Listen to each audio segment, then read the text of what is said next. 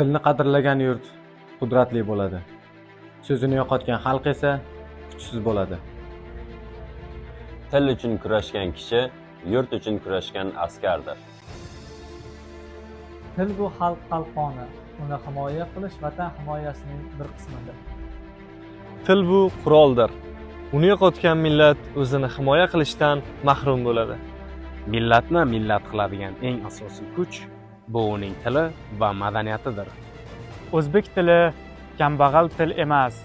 Uni qashshoq deganlarning o'zi kambag'aldir deydi jadid Abdulla Qodiriy.